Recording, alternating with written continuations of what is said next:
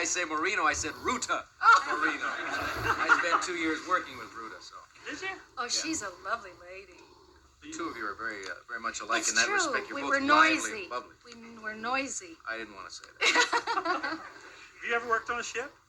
Well, see, unlike you people, my background has been in broadcasting, and so I don't get to perform as such when I go out on location. But I earned a lot of money on a ship once as a ping pong hustler, and it gets back to what you were saying about performing when the ship. Ping pong hustler. Yeah, when the ship was rolling. I developed a technique after a day and a half to be able to hit the ball to the side that the ship was tilting. If it went down this way, I would hit the ball this way, and the opponent is leaning this way to compensate for the roll. And I kept passing. You made a lot of money, didn't you? Made a lot of money.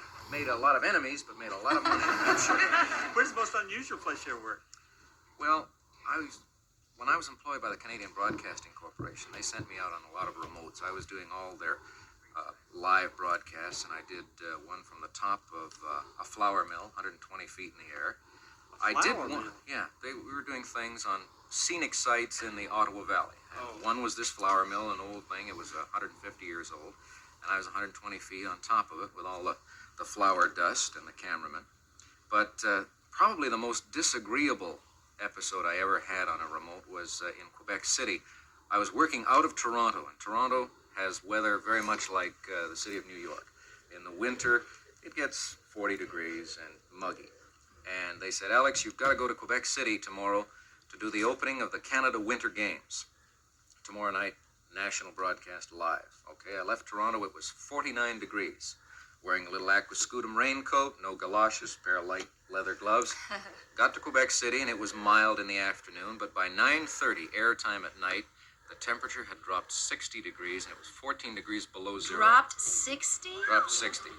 I'm out there doing a live broadcast, freezing to death. They had no heaters, and I figured, well, the Prime Minister is going to give a speech, and we had a copy of his speech, and it was 9.5 minutes long. When he starts his speech, I'm going into the truck, and I'm going to get warm. The Prime Minister gets out there, and he says, ladies and gentlemen, because of the very cold weather this evening, I'm going to dispense with my speech. You couldn't go get warm. Not only could I not go get warm, but that shortens our program by 9 minutes. Which you And had to we've got fill to in. fill. My fingers crawled so far up the gloves. I mean, I was like this. I was borrowing scarves. I had them wrapped around my head, around my feet, and everything. And when that program ended, I ran. By then I was trembling. I ran to a taxi, told him to take me to the airport immediately, and I was fortunate enough. I jumped on a plane and I was back home in 2 hours. Oh, But that's I didn't so stop shaking for painful about to an hour. be cold like that. You can't stop trembling.